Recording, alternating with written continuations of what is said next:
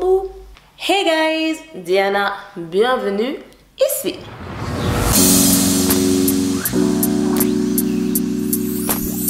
For my English guys, some subtitles will be available. Le poids idéal. Mais qu'est-ce que c'est?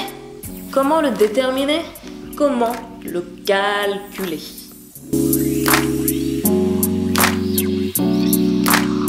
L'indice de masse corporelle. C'est vrai que c'est... Bonjour, bonjour. Oui, alors, l'indice de masse corporelle, je lis ici, je lis. Donc, s'il est inférieur à 16, ça signifie une anorexie ou une dénutrition. S'il est entre 16,5 et 18,5, c'est une mélange. S'il est entre 18,5 et 25, c'est une corpulence normale. S'il est entre 25 et 30, c'est un surpoids. S'il est entre 30 et 35, obésité modérée, classe 1. S'il est entre 35 et 40, obésité élevée, classe 2, maximale. S'il est supérieur à 40, obésité pardon, morbide, massive. C'est écrit là, en fait, c'est écrit sur l'OMS, donc c'est ce qui est écrit là, en fait. C'est ce qui est écrit sur le site de l'OMS, donc mais oui, ça dépend. Pourquoi, me direz-vous? Très concrètement, je vais prendre mon propre exemple. Je mesure 1m68, je pèse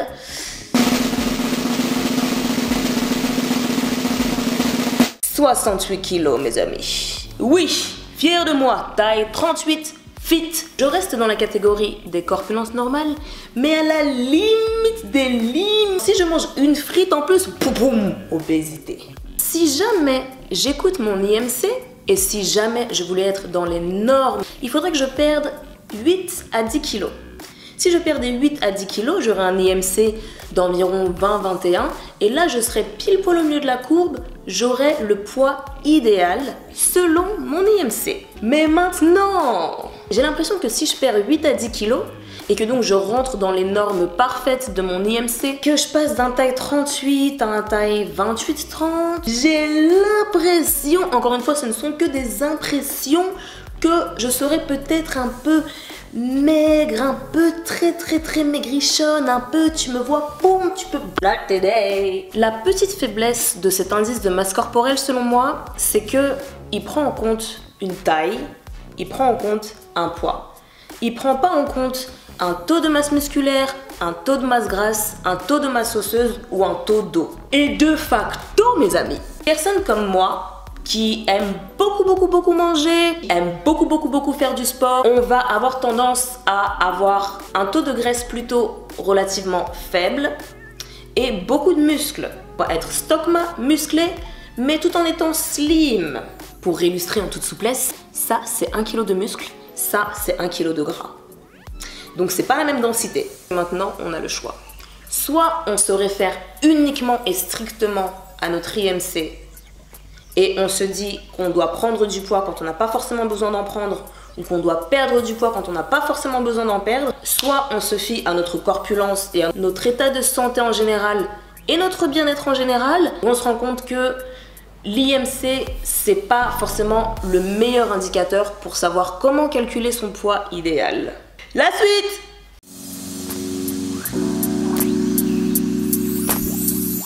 Bien connu que ce que les gens pensent de nous, c'est la vérité, c'est la réalité.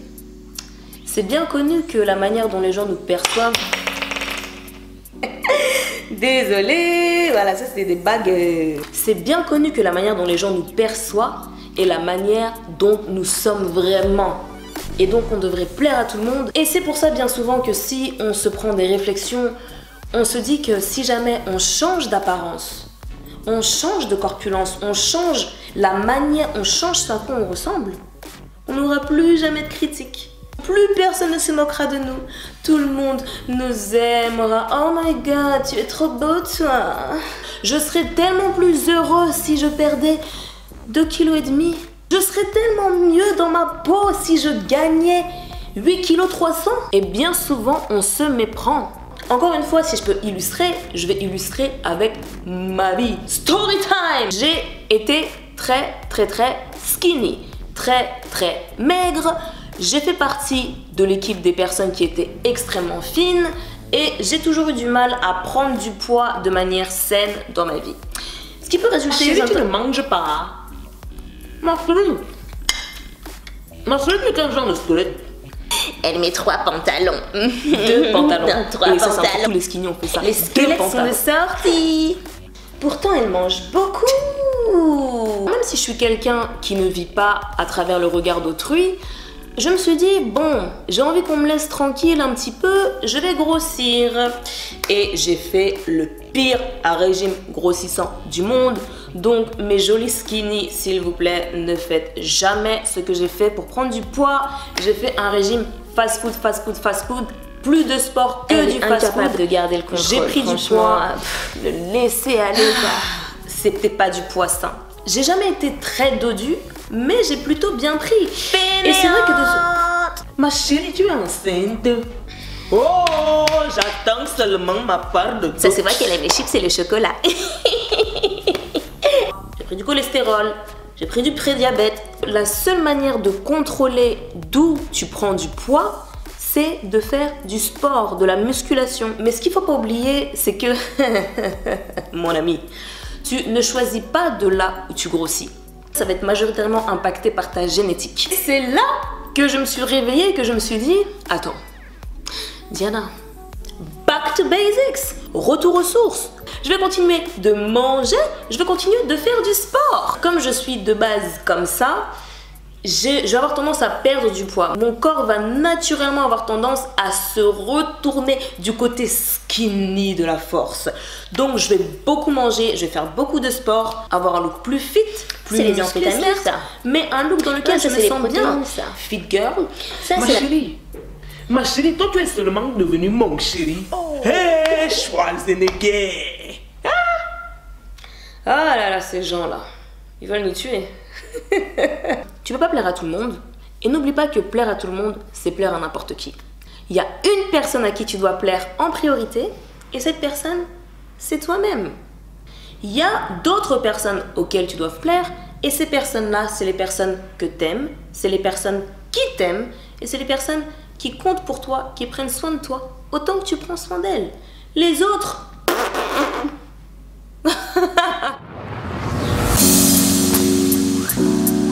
Est-ce qu'on parle d'une apparence? Est-ce qu'on parle d'une morphologie?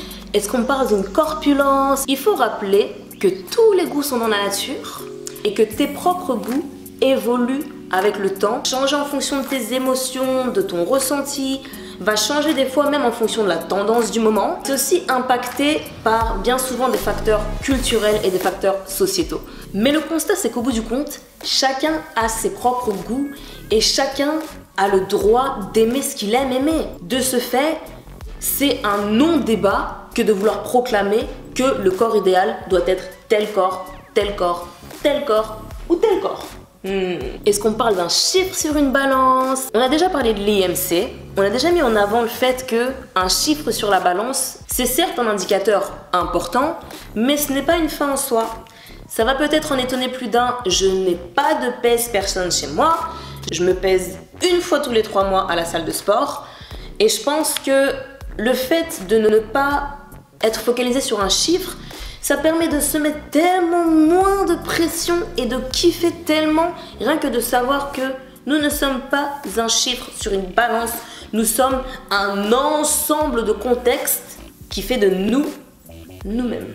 Est-ce qu'on parle d'un taux de masse grasse, d'un taux de masse musculaire? Sans rentrer dans les détails parce que je vous préparais des petites vidéos sur mes secrets sur comment perdre du poids et comment maintenir son poids sur le long terme. Il ne faut pas oublier que de base, ton corps pour fonctionner, il a besoin de glucides, de protéines, de vitamines, mais aussi et bien sûr de glucides. Ton corps a besoin de gras pour fonctionner. S'il vous plaît, arrêtez-moi cette bataille contre le gras. C'est une source d'énergie considérable pour que le corps fonctionne bien. Après, bien sûr, il ne faut pas non plus en avoir en trop grosse quantité. C'est comme un peu tout. Tout abus est nuisible à long terme.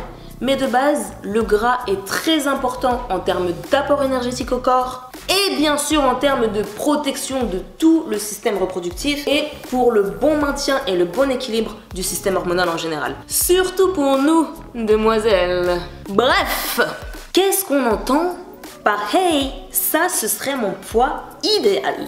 Il y a aussi quelque chose qu'il faut savoir ou dont il faut se rappeler, c'est que 50% de ta corpulence ou de la manière dont tu vas grossir, dont tu vas maigrir, dont tu vas maintenir ton poids, 50%, est directement lié à des facteurs génétiques. Maintenant, sur les 50% restants, 80% de ton apparence, entre guillemets, sera impactée par ton alimentation. Les 20% restants, ça va être le sport, bien sûr, mais ton style de vie en général.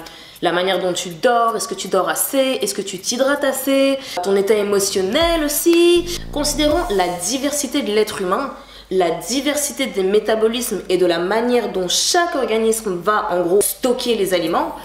On peut regarder autour de nous et on peut trouver des personnes qui sont considérées en surpoids, mais qui pour autant n'ont aucun problème dit problème de surpoids, aucun problème de santé majeur. Tout comme à l'inverse, il y a des personnes qui peuvent être considérées de corpulence plus ou moins relativement normale, mais qui peuvent aussi tout à fait avoir des problèmes de cholestérol, ou comme aussi il y a des personnes qui sont considérées en sous-poids, mais qui n'ont pour autant aucun problème hormonaux ou aucun problème de santé majeur, tout simplement parce que c'est la manière dont leur corps fonctionne. En tout cas, je veux juste être sûre que vous ne vous sentiez pas déçu ou frustré ou triste de ne pas pouvoir prendre autant de poids que vous souhaitez ou de ne pas pouvoir perdre autant de poids que vous souhaitez. C'est tout simplement génétique. Donc il est temps d'ouvrir les yeux et de se rendre compte à quel point vous êtes magnifique. Et donc enfin, pour répondre à notre question, qu'est-ce que le poids idéal ou le corps idéal? Ça dépend de comment on le prend finalement. Le poids idéal ou même le corps idéal, c'est un corps dans lequel tu te sens bien. C'est un corps qui te plaît. C'est un corps qui te correspond. C'est un corps dans lequel tu slays à l'extérieur comme à l'intérieur et qui ne met pas ta santé en danger, qui n'a aucun impact négatif sur ta propre santé. Thank you. Thank you. Merci. Muchas gracias. Obrigado. Thank you. Thank you. Je tiens tout de même à souligner qu'être en surpoids sévère ou être en sous-poids sévère, en général, c'est jamais sain pour la santé à court, moyen et long terme. Et dans tous les cas, consultez toujours votre médecin avant de commencer une transformation du corps ou avant de commencer un programme d'entraînement. Et bien sûr, si jamais vous voulez changer d'apparence, ne le faites pas pour changer quelque chose que vous n'aimez pas. Faites-le parce que justement, vous vous aimez. Faites-le parce que vous voulez être plus fort, parce que vous voulez être plus tonique ou plus endurant ou plus confiant tout simplement, ou parce que vous voulez mincir ou parce que vous voulez grossir. Mais dans tous les cas, faites-le pour vous. Faites-le parce que vous vous aimez. Mindset, baby. La base de tout, ça doit rester l'amour. C'est tout pour moi, mes sweeties. Merci beaucoup d'être restés avec moi jusqu'ici. Et j'espère que maintenant vous vous souvenez à quel point vous êtes idéaux. Si c'est le cas, n'hésite pas à me le dire en commentaire. Et tu peux aussi t'abonner. Mes chéris, pour de fun. Je vous dis à très bientôt. Et prenez soin de vous. Bye bye.